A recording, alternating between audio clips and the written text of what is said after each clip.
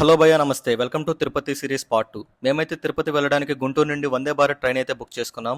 Ticket just 1100 rupees మాత్రమే పడింది భయ్యా. మరి దానికి వర్తా అని అడిగితే మనకైతే ట్రైన్ లో AC, meals, snacks, train journey అనగానే బాక్సులు పులిహార, బాక్సులు తీసుకుని వచ్చేస్తారు. కానీ మనం మాత్రం జర్నీని ఎంజాయ్ చేద్దామని చాలా లైట్ ఫుడ్ అయితే తెచ్చుకున్నా. అన్ని తిన్నా కూడా ఏదో ఇన్కంప్లీట్ ఫీలింగ్ అయితే వచ్చింది. పక్కన పిల్లడు క్యాండీ ఇస్తా అనగానే సర్లేని ఒకటి తీసుకున్నా. ఏంట్రా బాబు ఇంకా ఆకలేస్తుందనే గ్యాప్ లో మనకైతే మీల్స్ అయితే వచ్చేసాయి. లైట్ గా వాటిని కూడా టేస్ట్ చేసేసా. అంతా తిన్నాక అమూల్ ఐస్ క్రీమ్ అయితే అమృతంలా అనిపించింది. మొత్తం చూసి కాన్ఫిడెంట్ గా వందే భారత్ లో ఫ్రీ మీల్స్ అనుకున్నారేమో, దానికి మనకి టికెట్ లో 250 రూపీస్ ఛార్జ్ అయితే పడుతుంది. అందుకే మన ట్రెడిషన్స్ అయితే ఫాలో అవుతూ ఇంటికా నుంచి పులిహార బాక్స్, టిఫిన్ ప్లేట్లు తెచ్చుకోవడం శ్రేయస్కరము. సో ఫైనల్లీ చల్లగా స్టేషన్లో అయితే దిగిపోయాము. మాకు ఈ జర్నీ మొత్తం జస్ట్ 4 అవర్స్ మాత్రమే పట్టింది. మీరు తిరుపతికి ఎలా వెళ్ళారో కామెంట్ చేయండి. వీడియో మొత్తం చూస్తుంటే కనుక లైక్ చేయండి.